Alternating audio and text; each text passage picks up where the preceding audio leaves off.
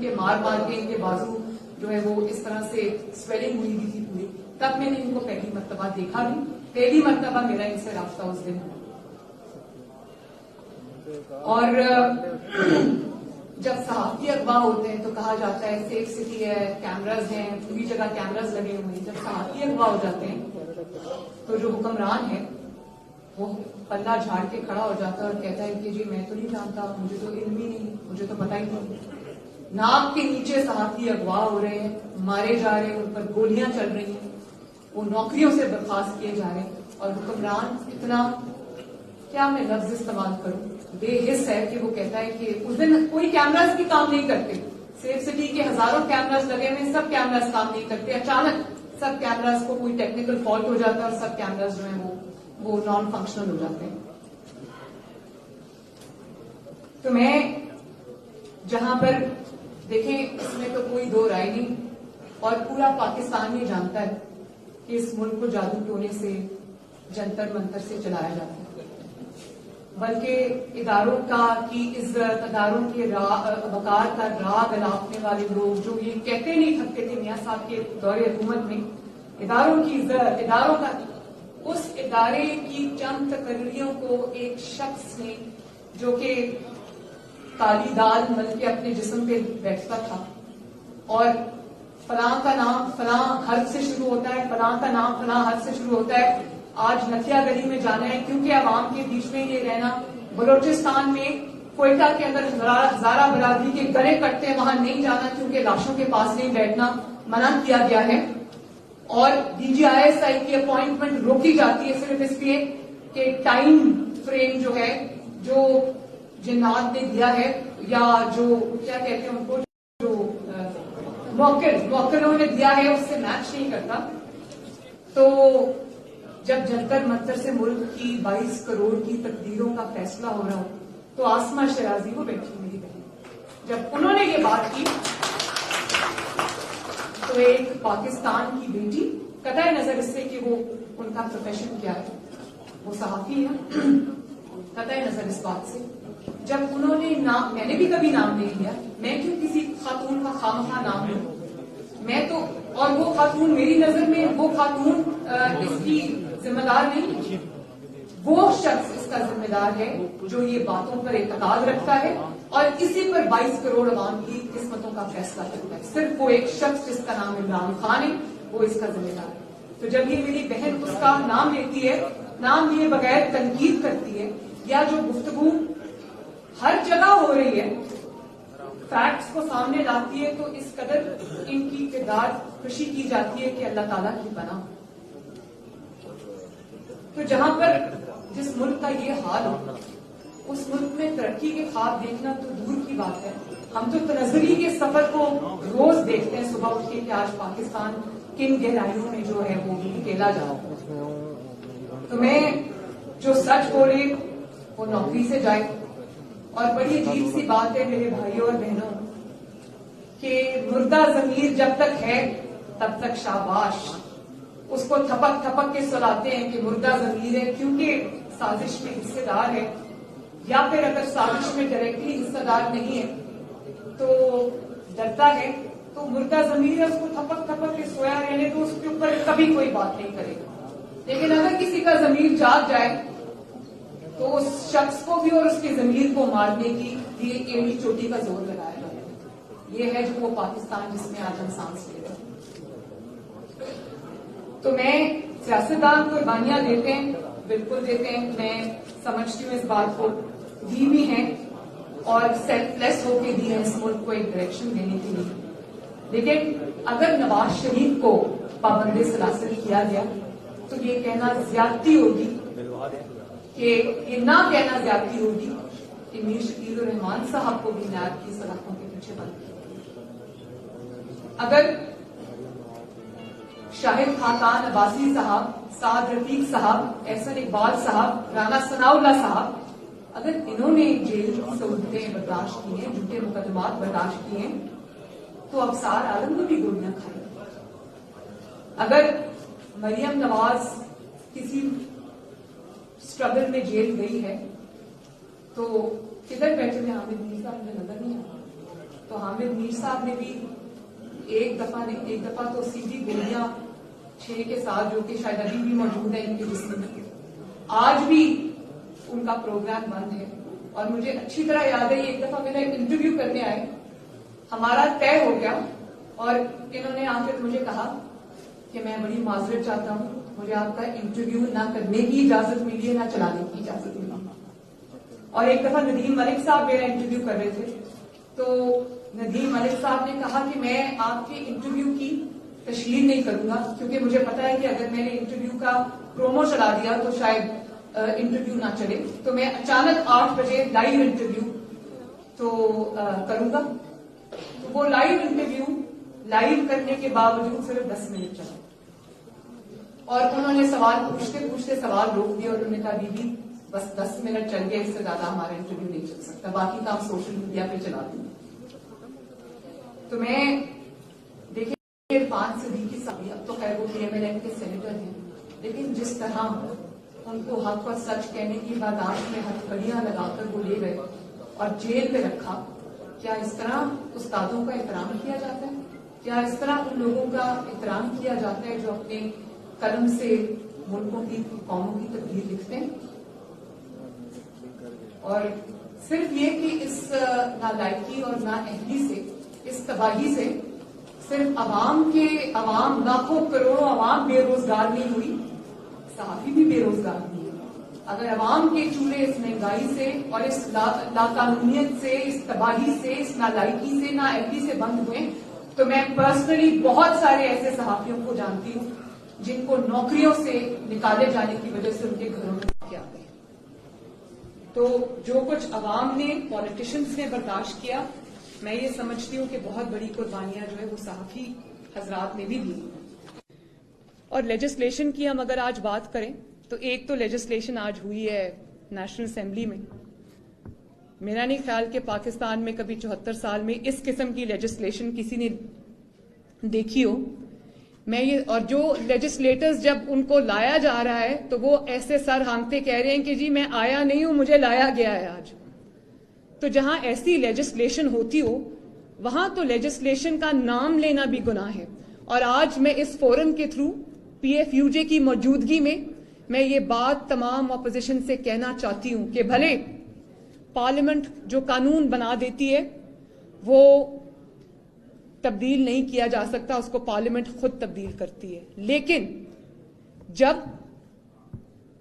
حکومتی پارلیمنٹیرینز اس بات سے ابھی قطع نظر کہ یہ پارلیمنٹ کس طرح بنی تھی، اس بات پہ بھی ابھی آ جاتے ہیں، لیکن جب حکومتی ارکان خود یہ بات کہتے ہوئے پارلیمنٹ میں لائے جا رہے ہوں، ہانکے جا رہے ہوں، اور وہ یہ خود اپنی بات کا اعتراف کریں کہ ہم آج آئے نہیں ہیں، ہمیں لایا گیا ہے، تو میں آج اپوزیشن سے یہ ریکویسٹ کرتی ہوں کہ تمام اپوزیشن، چاہے وہ PMLN ہو، چاہے وہ پیپلز پارٹی ہو، چاہے وہ مولانا فضل الرحمان صاحب کی جماعت ہو یا وہ چھوٹی جماعتیں ہوں، جتنی بھی اپوزیشن ہے سب کو اکٹھا ہو کر اس جعلی لیجسلیشن کے خلاف کورٹ میں جانا چاہیے. اور کورٹ جب آپ کو یہ کہے کہ لیجسلیشن کو لیجسلیٹرز ہی بدل سکتے ہیں تو وہ تو لیجسلیشن کی بات ہوتی ہے جب لیجسلیٹرز اس کو بدلتے. جو دھونس سے، دھاندلی سے 20 تاریخ سے پہلے جو لیجسلیشن کروائی گئی ہو، اس لیجسلیشن کو آپ نہیں جانتے، میں نہیں جانتی، یا قوم نہیں جانتی،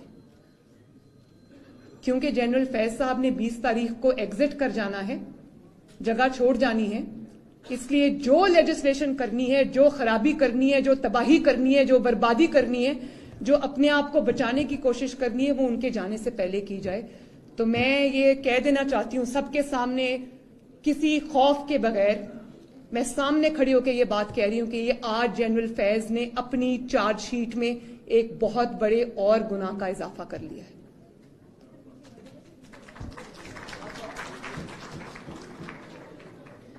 اور آپ لیجسلیشن کی بات کرتے ہیں، جب لیجسلیٹرز ہی کسی کی بھیک میں دی ہوئی ووٹ، جس کے 2000 تھے، اس نے ہاتھ جوڑے کہ پلیز میں ہار رہا ہوں، میرا کچھ کرے، اس کے 20,000 کر دیے. کوئی جیتنے والے کے 40,000 ووٹ تھے، اس کا 1 0 کینسل کر کے اس کے 4,000 کر دیے.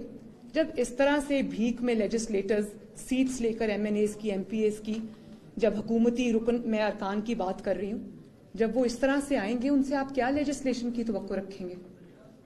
وہ تو پھر وہی والی لیجسلیشن کریں گے جو ان کے گناہ کو چھپائے گی، وہی والی لیجسلیشن کریں گے جو ان کے گناہوں پہ پردہ ڈالے گی، وہی والی لیجسلیشن کریں گے جو جتنے بھی سازشی ہیں ان کو پروٹیکشن دے۔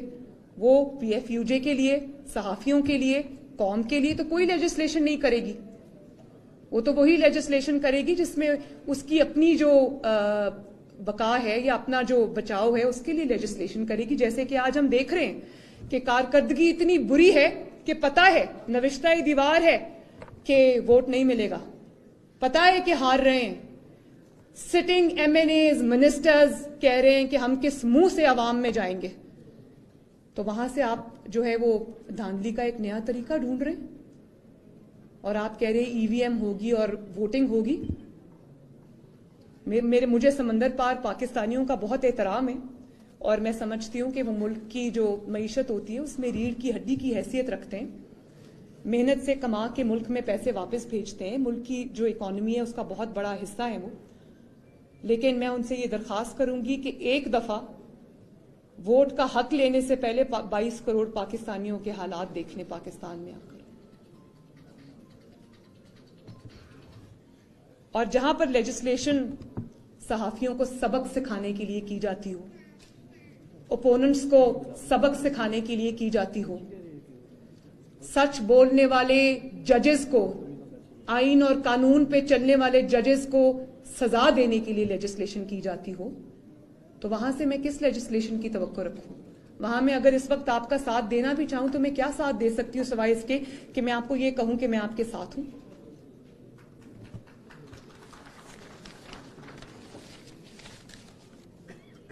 جو عوام کے ووٹ سے آتے ہیں وہ عوام کو جواب دہ ہوتے ہیں، تو وہ لیجسلیشن بھی عوامی مفاد کو، قومی مفاد کو سامنے رکھ کے کیا کرتے ہیں۔ جو بخشش سے اقتدار میں آتے ہیں وہ لیجسلیشن عوامی مفاد میں نہیں کرتے، قومی مفاد میں ہی نہیں کرتے، وہ اپنے لانے والوں کے مفاد اور بچاؤ کے لیے لیجسلیشن کرتے ہیں۔ اب آپ یہ تازہ مثال لے لیں کیونکہ یہ ابھی کا واقعہ ہے، اس لیے چلیں اسی کی بہت ریلیونٹ مثال ہے کہ اس نالائق، نااہل اور ظالم حکومت نے اپنے جرائم کو چھپانے کے لیے، اپنی نااہلی کو چھپانے کے لیے، اپنی نالائقی کو چھپانے کے لیے اس کو، صحافت کو جس زنجیر میں باندھنے کی کوشش کی ہے، اس زنجیر کا کیا نام ہے؟ Media development authority. میں نے اپنی 48 ایئرز کی زندگی میں، اور جو تاریخ بھی میں نے پڑھی ہے پاکستان کی 74 سال کی جو تاریخ ہے، اس میں پہلی مرتبہ یا شاید دنیا کی تاریخ میں پہلی مرتبہ اظہار رائے کو کچلنے کا جو نام جو دیا جا رہا ہے اس میں ڈیولپمنٹ کا نام استعمال ہو رہا ہے۔ تو ایسی، یہ بہت صاف ظاہر ہے کہ ایسی جو ہتھ کنڈے وہ وہی حکومت استعمال کرتی ہے جو اور کسی بھی شعبے میں اپنی کارکردگی جو ہے وہ ثابت نہیں کر سکی، اور وہ حکومت جس کا ایک ایک دن عوام پر بھاری پڑ رہا ہے، پھر اس کو اپنے بچاؤ کے لیے یہی کچھ کرنا پڑتا ہے۔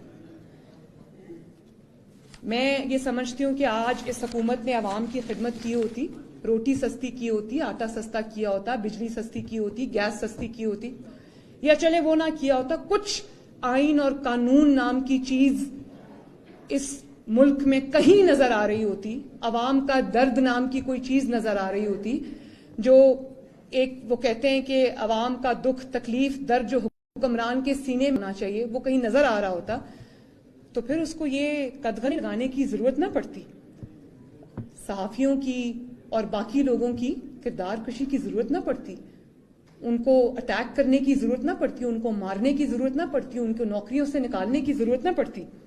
بھائی اگر اتنے ہی سچے ہو، اتنی اچھی کارکردگی ہے تو چلنے دو نا، سچ کو چلنے دو ٹی وی پر، کیوں روکتے ہو؟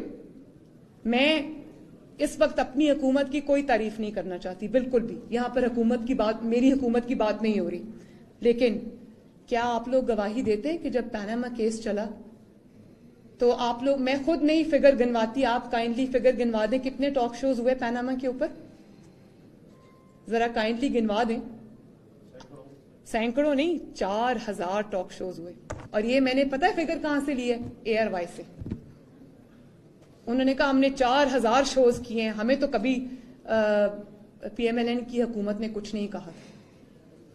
تو جس طرح آج یہ اب آپ لوگوں کے لیے سوال چھوڑ کے جا رہی ہوں, جس طرح آج ججز کو دھونس اور دھاندلی سے ان کو دبا کر, ان کو بلیک میل کر کے, ابھی یہ جو ہمارے ایکس چیف جسٹس ہے ثاقب نثار صاحب, ان کے خلاف ایک ایفیڈیوٹ آیا ہے, ابھی ان کے خلاف ایک اسٹیٹمنٹ آئی ہے جو انہوں نے گلگت بلتستان کے جو چیف جج ہیں انہوں نے دی ہے. تو جنہوں نے ثاقب نثار کو پریشرائز کیا, جنہوں نے شوکت عزیز صدیقی صاحب کو گھر جا کے ایک طرح سے دھمکی دینے کی کوشش کی اور جوڑ توڑ کرنے کی کوشش کی, پولیٹیکل مینوورنگ کرنے کی کوشش کی, جنہوں نے وہ ارشد ملک صاحب مرحوم کو, جو جج تھے جنہوں نے نواز شریف صاحب کو سزا دی تھی, جنہوں نے ان کو ان کی کوئی پرانی ویڈیو دکھا کے بلیک میل کرنے کی کوشش کی. آج لوگوں کو پتا ہے کہ ارشد ملک کون ہے, لوگوں کو پتا ہے کہ شوکت عزیز صدیقی صاحب کون ہیں, لوگوں کو یہ بھی پتا ہے کہ ایکس چیف جسٹس جو ہیں ثاقب نثار صاحب وہ کون ہیں. لیکن جو ہاتھ ان کی ڈوریاں کھینچ رہے تھے, ڈوریاں ہلا رہے تھے, کیا اس کا بھی کوئی نام لیتا ہے؟ کیا وہ کسی کو نظر آتے؟ نہیں آتے. تو اب پاکستانی قوم کو, ہر ادارے کو یہ سبق سیکھنا ہوگا کہ نہ پریشر کو ماننا ہے, نہ بلیک میلنگ کو ماننا ہے, کیونکہ وہ آپ کے چہرے داغدار کر کے وہ خود 7 پردوں کے پیچھے جا کے چھپ جاتے ہیں. اور ان پہ بات کرو تو آپ پہ توہین لگتی ہے, ان پہ بات کرو تو آپ غدار ٹھہرتے ہیں. آج آپ بلوچستان کی بات کریں, جو ہمارا ملک ایک جسم ہے, وہ ایک جسم کا ٹکڑا ہے. حامد میر صاحب بات کرتے ہیں ان کی. آپ یہ یقین کریں, میں نے ایک ٹویٹ کی بلوچستان کے لیے, مجھے اس وقت اس بات کا علم نہیں تھا کہ وہ جو بینر فلائی کر رہا تھا اس پہ لکھا ہوا تھا کہ کچھ لکھا ہوا تھا کہ بلوچستان, جسٹس فار بلوچستان. تو مجھے نہیں پتا تھا کہ اس بینر کے پیچھے کیا کہانی ہے یا اس کو کس سے جوڑا جا رہا تھا. میں نے بلوچستان کے لیے آواز اٹھائی کیونکہ میں نے بلوچستان میں جا کے دیکھا کہ کس طرح وہاں پر لوگوں کے گلے کٹتے ہیں تو ان کو انصاف نہیں ملتا. میں جانتی ہوں, میں ان 2 بہنوں سے ملی جنہوں نے مجھے کہا کہ مریم آپا, وہ 2 بہنیں تھیں, شاید ایک 18 سال کی تھی, ایک 19 سال کی تھی. اس نے کہا کہ یہ ہمارے جتنے بھی گھر کے مرد ہیں, یہ سب کے لاشیں پڑی ہیں, ان کے گلے کٹے, اور اب ہمارے خاندان کے اندر کوئی ایسا مرد نہیں بچا جو ان لاشوں کو کندھا دے سکے. میں نے خود دیکھا. اور آج جو مسنگ پرسنز کی بات کرے, جو بلوچستان کے حق کی بات کرے, اس کو آپ غدار قرار دیں, آپ اس پہ ڈان لیکس لگاتے ہیں, آپ اس کو انڈین ایجنٹ قرار دیتے ہیں. مجھے یہ بتائیں کہ کیا پاکستان کا رہنے والا کوئی شخص جو پاکستان سے پیار کرتا ہے, جب وہ بلوچستان کی بات کرتا ہے تو وہ غداری کرتا ہے؟ مجھے وہ ٹویٹ ڈیلیٹ کرنی پڑی. میں کبھی اس کو ڈیلیٹ نہیں کرنا چاہتی تھی, لیکن کیونکہ اس کو کہا جاتا ہے کہ انڈین پروپیگینڈا ہے, انڈین پروپیگینڈا ہے, اس لیے مجھے وہ ٹویٹ ڈیلیٹ کرنی پڑی. کیونکہ میں ہر چیز کا الزام برداشت کر سکتی ہوں. میں نے اپنے اوپر چوری کا الزام برداشت کیا, میں نے اپنے اوپر جھوٹ بولنے کا الزام برداشت کیا, مجھے اتنی تکلیف نہیں ہوئی. لیکن جب آپ مجھے انڈیا کا ایجنٹ کہیں گے تو مجھے یہاں تکلیف ہوتی ہے. اور آپ دیکھیں کہ مجھ جیسی شخص کو, جو اللہ تعالیٰ کے سوا کسی سے نہیں ڈرتی, یا تھوڑا بہت شاید نواز شریف صاحب سے ڈرتی ہوں, اور میں کسی سے نہیں ڈرتی, مجھے وہ ٹویٹ ڈیلیٹ کرنی پڑی کیونکہ بلوچستان کے لیے بات کرنے والے کو انڈین ایجنٹ کہتے ہیں. اگر میں مان بھی لوں کہ وہ انڈیا کا پروپیگینڈا ہے, تو آپ نے انڈیا کو وہ پروپیگینڈا کرنے کا موقع کیوں دیا؟ کیوں حالات کو اس نہج پر پہنچنے دیا کہ بلوچستان کی آواز کو انڈیا کی آواز کہا جائے؟ اور جب آج ہم یہ بات کرتے ہیں تو ہم غدار ہیں, حامد میر صاحب غدار ہیں. تو مجھے تو سمجھ نہیں آتی کہ یہ ملک کس طرح ٹھیک ہوگا, کس طرح آگے بڑھے گا. یہ دے دیں مجھے پلیز, تھینک یو. اور میں یہ بھی پوچھنا چاہتی ہوں آپ سب سے کہ کیا یہ پکڑ لیں کہ کیا جب حق اور سچ کو دبانے کی کوشش کی گئی جتنے بھی صحافی نوکریوں سے گئے ان کے شوز بند ہوئے, ان کو گولیاں ماری گئیں, ان کو طاقت کے نشے میں ان کو مارا گیا, ان کو گھروں سے اغوا کیا گیا, تو کیا آج کون سا ایسی حقیقت ہے, کون سا ایسا سچ ہے جو آج پورا پاکستان نہیں جانتا؟ کیا حق کو روک سکے آپ؟ کیا پروگرام بند کرنے سے آپ سچ کو روک سکے؟ آج جو بات آپ چھپانا چاہتے تھے, جو باتیں آپ چھپانا چاہتے تھے, پورا پاکستان ان باتوں کو اچھی طرح جانتا ہے. ایک وہ شخص جس کا کوئی تعلق نہیں ہے ڈائریکٹلی سیاست سے, جو صرف یہ کرتا ہے کہ صبح اٹھتا ہے 5 بجے, فجر کی نماز پڑھ کے سوکھی روٹی کھا کر نکلتا ہے اور اپنا ٹھیلا لگاتا ہے کسی جگہ پر, اور رات کو تھک ہار کے جا کے سو جاتا ہے. آج وہ شخص بھی جانتا ہے کہ پاکستان کے اصل مسائل کیا ہیں اور ان مسائل کا ذمہ دار کون ہے.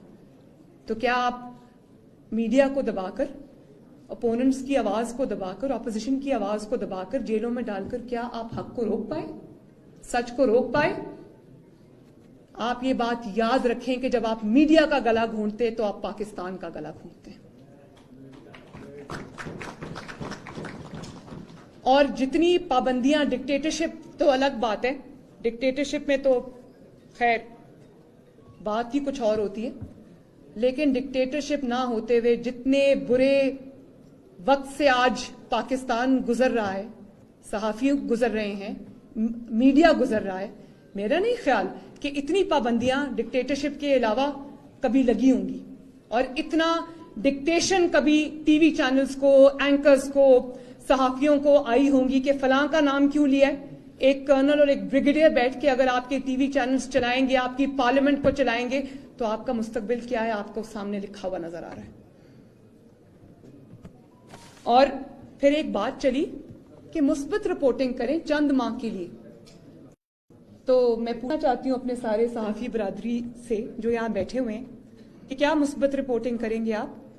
آپ یہ کہیں گے کہ چینی جو ہے وہ 150 روپے کلو نہیں ہے, 30 روپے کلو ہے, جس مرضی دکان سے جا کے لے. کیا یہ مثبت رپورٹنگ ہے؟ یا یہ مثبت رپورٹنگ ہے کہ ڈالر جو ہے وہ آج 180 کے قریب نہیں پہنچ گیا, آج وہی 5 سال پہلے 97 پہ کھڑا ہے ڈالر؟ کیا یہ مثبت رپورٹنگ ہے؟ کیا آپ سے یہ توقع کی جاتی ہے؟ یا آپ یہ کہیں کہ جی پیٹرول ڈیزل بالکل مہنگا نہیں ہوا اور بہت سستا ہے, اور وہ تیل کی دھاریں دیکھیں مفت مل رہی ہیں, جائیں جا کے لے لیں. یا آپ مثبت رپورٹنگ یہ کریں گے کہ 50 لاکھ گھر جن کا وعدہ کیا گیا تھا, یہ چابیاں پڑی ہیں, جس کا دل کرتا ہے 50 لاکھ گھروں میں سے گھر کی چابی اٹھائے اور گھر میں داخل ہو جائے.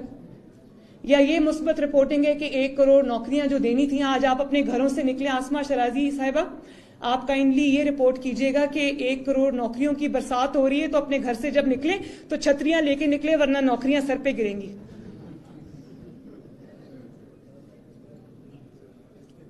تو مثبت رپورٹنگ تو پھر یہی ہے. اور اس قسم کی جنہوں نے مثبت رپورٹنگ کی ہے, اور میں ان کو کیا کہوں, وہ آج خود بول پڑے کہ ہاتھ اٹھا دیے کہ بھائی ہم سے غلطی ہو گئی, ہم نے بہت جھوٹ بولے, ہم نے بہت قوم کا نقصان کر دیا. میں آپ کا احتساب کیا کروں یا قوم آپ کا احتساب کیا کرے گی؟ مجھے خوشی ہے اس بات کی کہ آپ نے خود اپنا احتساب کیا, آپ نے خود اس بات کا احساس کیا کہ آپ سے بھی غلطی ہوئی ہے. میں اب سب میڈیا کو ٹارگٹ نہیں کرتی, ایک سیکشن آف میڈیا ہے جنہوں نے رات کو دن کہا اور دن کو رات کہا. تو آج میں ان کے جب انٹرویوز سنتی ہوں, آپ یقین کریں کئی دفعہ بہت سارے جملے جو میں ریوائنڈ کر کے سنتی ہوں, کیونکہ مجھے یقین نہیں آتا کہ یہ وہی شخص ہے جو ابھی 2 سال پہلے یا سال پہلے کچھ اور کہہ رہا تھا. تو ریگولیٹ میڈیا کو کیا کرنا ہے؟ میں تو میڈیا ریگولیشن میں بالکل یقین نہیں رکھتی. میڈیا, میں نے پہلے کہا کہ ایک ملک کی آزادی اگر آپ کو ناپنا ہے تو آپ یہ دیکھ لیں کہ اس کا پریس کتنا آزاد ہے. اب پریس اگر جھوٹ بولے گا بھی تو کتنا بول لے گا؟ اگر آپ کی کارکردگی اچھی ہے اور پریس بری بتا رہا ہے تو کتنا جھوٹ بول لے گا؟ بھائی جو 22 کروڑ عوام ہے ان کو نظر نہیں آ رہا؟ آج اگر آپ کہہ رہے ہیں کہ جی دنیا بھر میں مہنگائی ہے, جی پاکستان میں تو مہنگائی ہے ہی نہیں, میڈیا جو بھی یہ کہے, جتنا بھی کہے, 22 کروڑ عوام جب آٹا خریدنے, چینی خریدنے, پیٹرول خریدنے, ڈیزل خریدنے جاتے تو ان کو بھلا نہیں پتا کہ کیا پرائسز ہیں اور مہنگائی کتنی آگے بڑھ گئی ہے.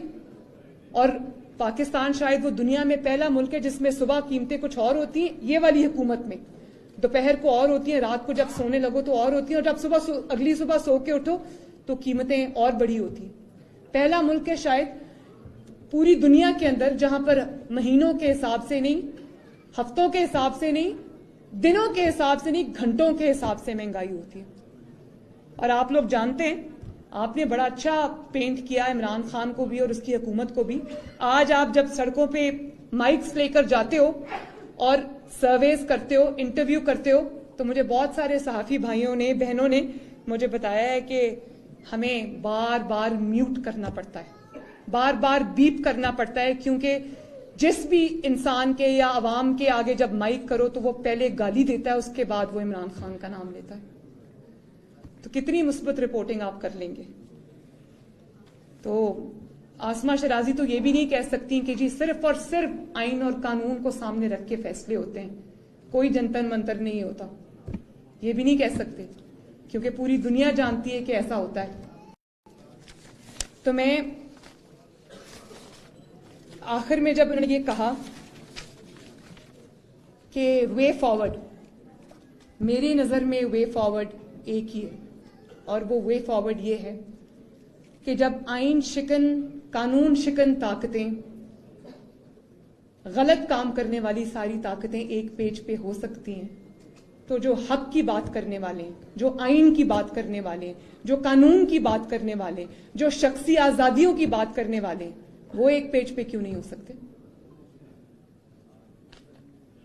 اور مجھے اس بات کی بہت خوشی ہے کہ پاکستان اب خوف اور غلامی کی زنجیروں سے آزاد ہو رہا ہے. گولیاں کھانے کے باوجود, مارے کھانے کے باوجود, جیل جانے کے باوجود کیا سیاستدان باز آ گئے ہیں یا صحافی سچ کہنے سے باز آ گئے ہیں؟ میں بھی آپ کے سامنے کھڑی ہوں, آپ بھی میرے سامنے بیٹھے ہیں, اور آج ہم یہ بات کر رہے ہیں.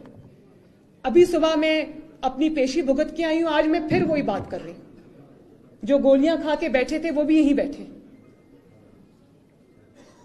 تو میں یہ سمجھتی ہوں کہ کیونکہ پاکستان اب اس راستے پہ, سچ کے اور حق کے راستے پہ چل نکلا ہے, سچ کی آواز, حق کی آواز دبانے سے نہیں دب رہی, تو اس آواز کو اور توانا کیجیے, اور مضبوط کیجیے. حق اور سچ کی آواز میں اپنی آواز ملائیں, اور جب پاکستان میں یہ آواز طاقت سے زیادہ توانا ہو گئی, میں آپ کو گارنٹی دیتی ہوں کہ آپ کو اس قسم کی محافل کا بھی جو انعقاد ہے وہ نہیں کرنا پڑے گا. اور نہ صرف آپ کو بلکہ پاکستان کے 22 کروڑ عوام کو بھی انشاءاللہ تعالیٰ ان کے حقوق ملیں گے. تو اس کو جو گرتی ہوئی دیوار ہے, اس کو بہت بیٹن جملہ ہے, یہ بہت مرتبہ استعمال ہوتا ہے, لیکن اس گرتی ہوئی خوف کی دیوار کو, غلامی کی دیوار کو آپ سب کو, ہم سب کو مل کے آخری دھکا لگانا ہے. ٹھیک ہے نا؟ باقی آپ نے جو بات کی میری کہ لانگ مارچ آپ کا ہے, اور جہاں جہاں آپ کو میری ضرورت پڑے گی وہاں آپ انشاءاللہ تعالی مجھے, نواز شریف صاحب کو, اور میں وعدہ کرتی ہوں کہ مسلم لیگ نون کو اپنے ساتھ پائیں گے.